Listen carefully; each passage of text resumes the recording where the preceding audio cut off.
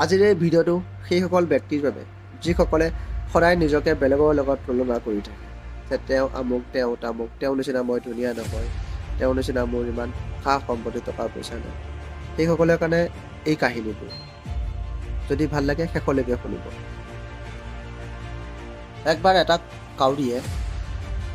দেখিলে এজনী বগা অতি সুন্দৰ হাঁহ পানীত চৰি আছে আৰু কাউৰীজনীয়ে হাঁহজনীক সুধিলে যে তুমিতো বহুত ধুনীয়া তোমাৰ জীৱনটো চাগে বহুত সুন্দৰ হ'ব ন তেতিয়া হাঁহটোৱে ক'লে নহয় মোতকৈ সুন্দৰ ভাটৌ চৰাই হয় তাৰ দুটা ৰং আছে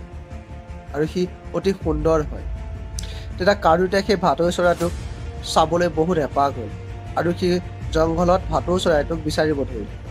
আৰু সি গৈ ভাটৌ চৰাইটোক লগ পালে আৰু লগ পাই দেখিলে সঁচাকৈ ভাটৌ চৰাইটো বহুত ধুনীয়া হয় তাত তাৰ ৰং আছে তেতিয়া সি ভাটৌ চৰাইটোক সুধিলে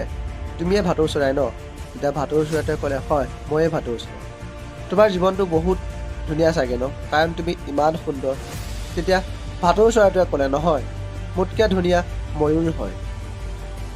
তেতিয়া কাউৰীটোৱে সেই ময়ূৰ চৰাইটোক চাবলৈ হেঁপাহ কৰিলে আৰু সি গোটেই জংঘলখনত ময়ূৰ চৰাইটো বিচাৰিব ধৰিলে কিন্তু সেই জংঘলখনত সি ময়ূৰ চৰাইটো বিচাৰি নাপালে অৱশেষত সি চিৰিয়াঘৰত সেই ময়ূৰ চৰাইটোক বিচাৰি পালে য'ত চৰাইবোৰক ধৰি ৰখা হয় তেতিয়া সেই কাউৰীটোৱে ময়ূৰ চৰাইটোক সুধিলে সঁচাকৈ তুমি বহুত ধুনীয়া তেতিয়া ময়ূৰ চৰাইটোৱে কৈছে হাই মই ধুনীয়া হ'ব পাৰোঁ কিন্তু মোৰ জীৱনটো ধুনীয়া নহয় আৰু মই ধুনীয়া হ'লেও কাৰণেই মই এই চিৰিয়াঘৰত পিঞ্জৰাত আবদ্ধ হৈ আছোঁ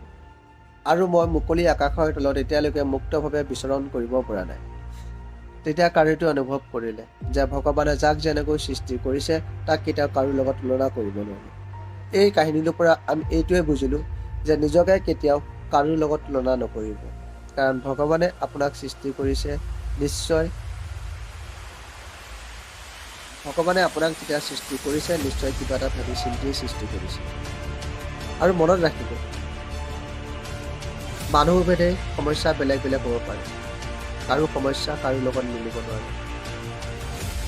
আৰু এটা কথা জানক সকলোৰে জীৱনত সমস্যা থাকে সেইকাৰণে কৈছোঁ নিজকে কেতিয়াও কাৰোৰ লগত তুলনা নকৰিব আৰু নিজকে কেতিয়াও বেলেগতকৈ কম বুলি নাভাবিব